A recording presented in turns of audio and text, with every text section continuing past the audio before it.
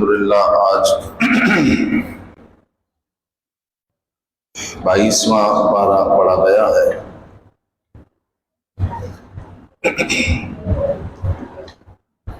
سورہ احزاب ہے اور سورہ احزاب میں اللہ رب العزت نے ابتداءً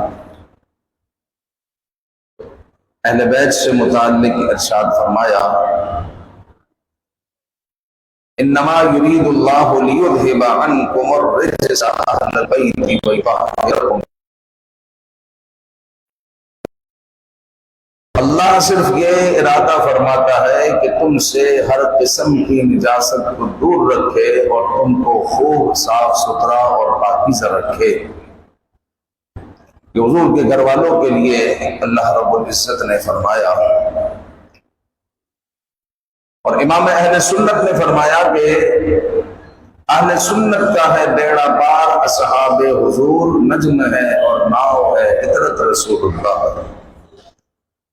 ہم اہل سنت ہیں اور ہم اپنے سروں کا تاج سمجھتے ہیں اہل بیت کو، اور سروں کا تاج سمجھتے ہیں صحابہ کو۔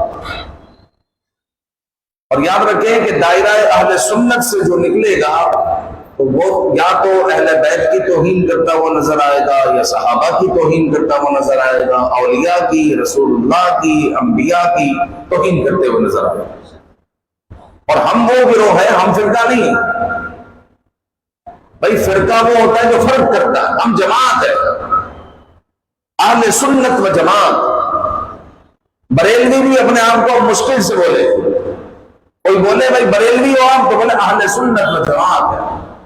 بریلوی ہو یا رسول اللہ کہنے والے ہم، بھائی تم بریلوی ہو، بھائی مزارات پر جانے والے ہیں ہم اولیاء سے اولیاء کو ماننے والے ہیں، ہم اہل سنت و جماعت ہے، اپنی پہچان نہ بھولے۔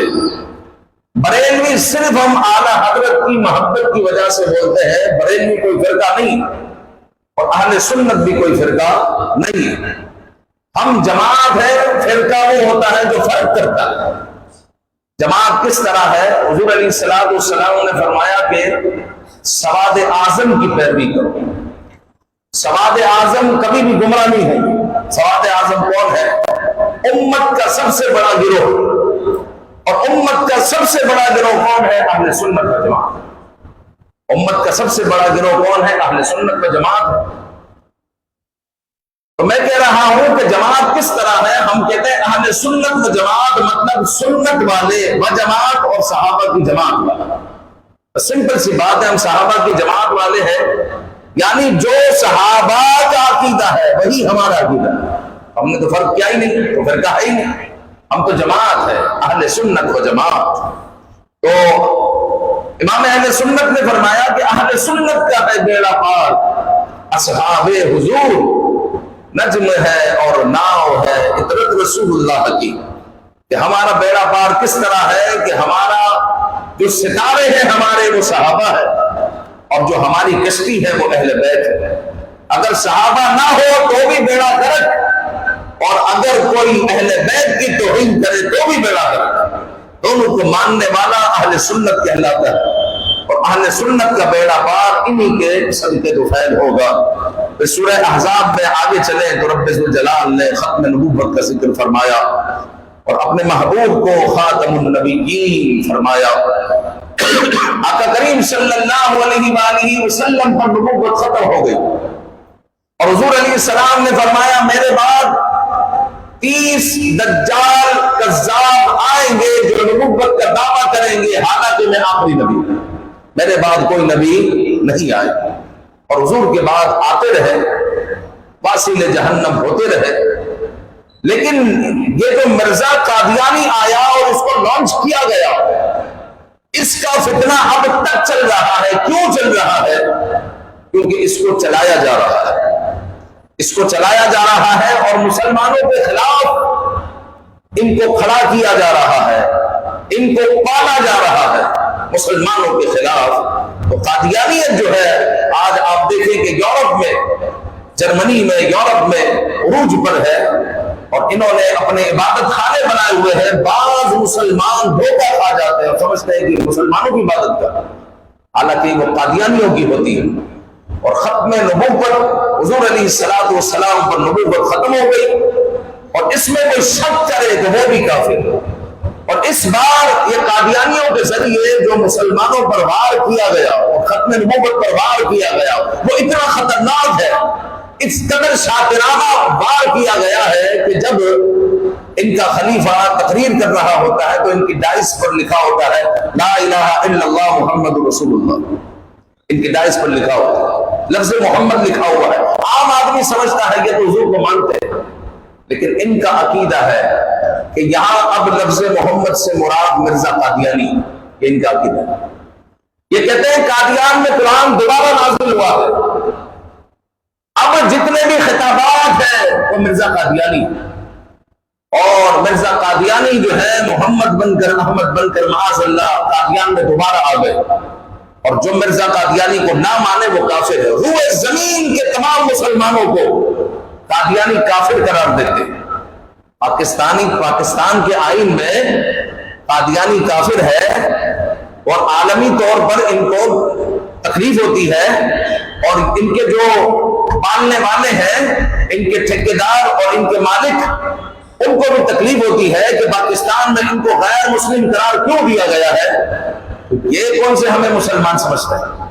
یہ کہتے ہیں مرزا قادیانی کو جو نہ مانے وہ کافر ہے، اور مرزا قادیانی کو یہ جو ہے نبی مانتے ہیں اور آخری نبی مانتے ہیں۔ معاذ اللہ، حضور علیہ السلام کا یہ پروٹوکول ہے آخری نبی ہونا، اور حضور کے بعد اگر کوئی ختم نبوت پر حملہ کرے اور نبوت کا دعوے دار ہو وہ کافر ہے، اور جو اس میں شک کرے تو وہ بھی کافر ہے۔ تو الحمدللہ پاکستان کو یہ اعزاز حاصل ہے کہ 74 کی اسمبلی نے یہ بل پاس کیا اور قادیانیوں کو کافر قرار دیا، اور ساری دنیا میں جب یہ رپورٹ پہنچی پرنٹ میڈیا کے ذریعے کہ پاکستان کے آئین میں قادیانیوں کو کافر قرار دیا گیا، تو الحمدللہ لاکھوں لاکھ لوگ قادیانیت سے پلٹ کر جو ہے مسلمان ہوئے۔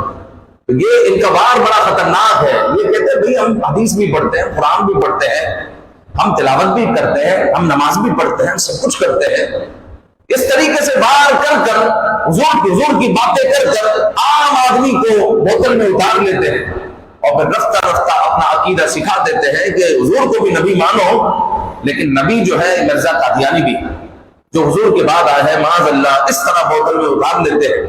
اور یاد رکھیں پیارے بھائیوں، پیاری بہنوں، باہر سن رہی ہے مجھے خواتین، اگر آپ نے اپنے بچوں کو ختم نبوت کا عقیدہ گھروں میں نہ سکھایا اور ختم نبوت پر مر مٹنا آپ نے گھر میں نہ سکھایا، تو آپ کے بچے نہیں تو بچے کے بچے ہو سکتا ہے کہ معاذ اللہ وہ ختم نبوت کے منکر ہو جائے، کیونکہ یہ جو ہے ایجوکیشن میں جو ہے انہوں نے اپنا جال بچھا لیا، اور اس طریقے کے جو ہے یہ بار کرتے ہیں لوگوں، اور جو ہے طلباء کو پڑھاتے ہیں، سکھاتے ہیں، ان کے دل میں وسوسے ڈالتے ہیں، اور وسوسے ڈال کر اپنی طرف راغب کرنے کی کوشش کرتے ہیں۔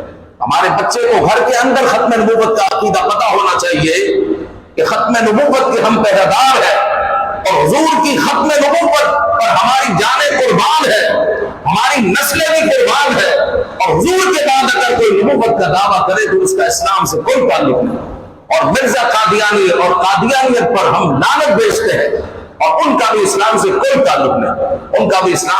تعلق نہیں، تو ان کے بارے میں نرم گوشہ بعض لوگ اختیار کرتے ہیں، بھائی یہ بھی تو کلمہ پڑھتے ہیں، قرآن بھی پڑھتے ہیں، حدیث بھی پڑھتے ہیں، نماز بھی پڑھتے ہیں، ارے پڑھتے ہیں تو ہم کیا کریں؟ حضور علیہ السلام کی نبوت پر یہ ڈاکہ ڈالتے ہیں، اس کا کیا کریں گے؟ سب سے بڑا جرم ہے۔ تو بھٹو کو یہی تو کہا تھا، بھٹو کو مائل کرنے کے لیے یہی کہا تھا کہ اگر کوئی آپ کی سیٹ کا دعوے دار ہو تو کہے کہ میں وزیر اعظم ہوں، تو یہ کہاں سے وزیر اعظم ہے؟ آپ تسلیم کریں گے؟ ہرگز تسلیم نہیں کریں گے۔ اس کو آپ جو ہے کہیں گے کہ پاگل ہے، یہ وزیر اعظم میں ہوں، یہ میرا پروٹوکول ہے، یہ میری سیٹ ہے، یہ دعوے دار ہے۔ تو اسی طرح ختم نبوت کی جو سیٹ کے حقدار ہے، ختم نبوت کی سیٹ پر رب ذوالجلال نے جن کو بٹھایا وہ محمد بن عبداللہ ہے، وہ آمنہ کے لال ہے، وہ محمد الرسول اللہ ہے، اور جو اگر ختم نبوت پر حملہ کرے گا اور نبوت کا دعوے دار ہوگا حضور کے بعد، اس کا اسلام سے کوئی تعلق نہیں ہے۔ پھر یہ بروزی اور ذلی نئی نئی نبوتیں لے کر آیا، بولا میں بروزی نبی ہوں، ذلی نبی ہوں، جس کی اصطلاح ہے ہی نہیں، نئی نئی اصطلاحات لے کر آیا۔ بہرحال اس کو لانچ کیا گیا اور آج تک اس کو چلایا جا رہا ہے اور مسلمانوں کے خلاف ایک طاقت بنانے کی کوشش کی جا رہی ہے۔ لیکن جو ہے وَمَكَرُوا وَمَكَرَ اللَّهُ وَاللَّهُ خَيْرُ الْمَاكِرِينَ، تم بھی چالے چل لو اور پھر اللہ رب العزت کی جو خفیہ تدبیر ہے وہ سب سے بہترین، وہ سب سے بہترین ہے۔ پھر آگے اللہ رب العزت نے اپنے محبوب کے لیے ایسا پروٹوکول، ایسا اعزاز ذکر کیا جو کسی نبی کو اللہ نے عطا نہیں کیا، اور فرمایا ان اللہ وملائکتہ یصلون علی النبی یا ایھا الذین آمنوا صلوا علیہ وسلموا تسلیما۔ اللہ رب العزت نے اپنے بارے میں فرمایا بے شک اللہ ملائکہ نبی پر جو ہے درود بھیجتے ہیں، اور اے ایمان والو تم بھی جو ہے آپ صلی اللہ علیہ وسلم پر درود و سلام بھیجو۔ اور آگے فرمایا ان الذین یؤذون اللہ ورسولہ، کہ بے شک جنہوں نے اذیت دی اللہ کو اور اللہ کے رسول کو، فرمایا کہ لعنہم اللہ فی الدنیا والآخرہ، ان پر دنیا میں بھی لعنت ہے اور ان پر آخرت میں بھی لعنت ہے۔ اور آگے سورہ احزاب میں فرمایا یا ایھا الذین آمنوا اتقوا اللہ وقولوا قولا سدیدا، اے ایمان والو کہو اور سیدھی بات کہو۔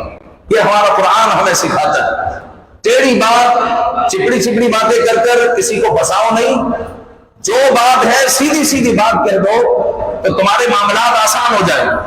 کیونکہ بعض لوگ ایک چیز کو چھپانے کے لیے 10 جھوٹ بولتے ہیں اور اپنے معاملات کو مشکل بناتے ہیں۔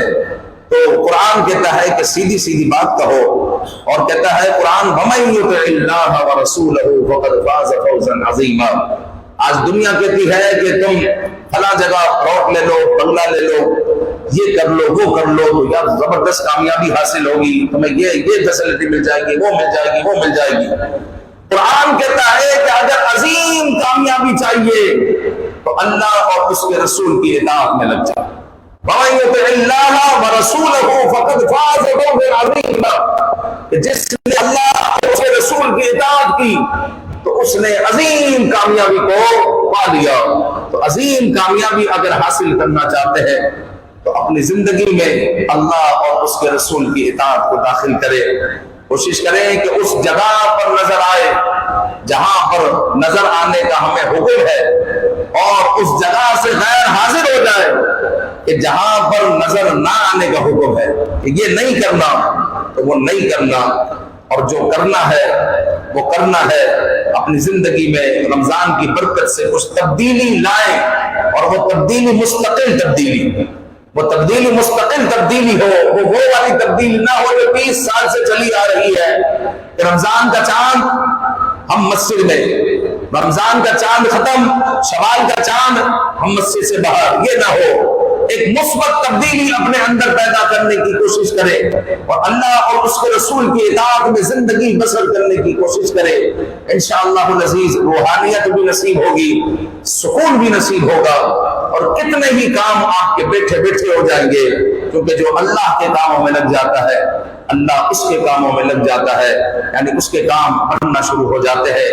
رب تعالیٰ قرآن کے نور سے ہمارے دلوں کو منور فرمائے، آمین بجاہ النبی الامین صلی اللہ علیہ وآلہ وسلم۔